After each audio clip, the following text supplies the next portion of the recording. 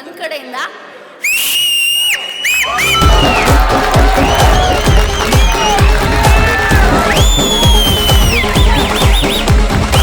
ಹೆಂಗ್ ಆಕ್ಟಿಂಗ್ ಮಾಡಿದಾನೆ. ಕಿರ್ಚಿ ಕಿರ್ಚಿ ಸುಸ್ತಾಗ್ಬಿಟ್ಟಿದೆ. ರಾಜ್ಬಿ ಶೆಟ್ಟಿ ಅವರು ಪರಿಪೂರ್ಣವಾದ ನಟ ಅನ್ನೋದು ಮತ್ತೊಮ್ಮೆ ಸಾಬೀತಾಗಿದೆ.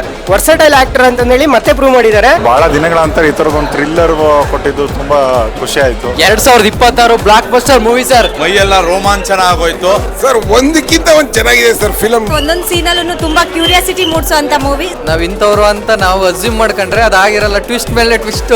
ಪರ್ಫೆಕ್ಟ್ ಥ್ರಿಲ್ಲರ್ ಆಗೈತೆ. ನೆಗೆಟಿವ್ ರೋಲ್ ಮಾತ್ರ ಸೂಪರ್ ಆಗೈತೆ. ಸ್ಪೆಷಲಿ ಆ ವಿಲನ್ ಕ್ಯಾರೆಕ್ಟರ್ ಅಂತೂ ಅವನ ಏನು ಅದ್ಭುತ ಸರ್ ಮಾತ್ರ. ಯಾರೊನ್ ಗುರು ವಿಲನ್ನು ತಾದೇ ಸೈಕ್ ಮಾಡ್ಬಿಟ್ಟ ವಿಲನ್ ಅಂತ. ನಿಜವಾಗ್ಲು ವಿಲನ್ ಅಂತೂ ನಂಬರ್ 1. ಸೆಕೆಂಡ್ ಹಾಫ್ ಅಂತೂ ನಿಮ್ಮ ಮೈ ರೋಮ ಎಲ್ಲ ನಿಂತು ಬಿಡುತ್ತೆ.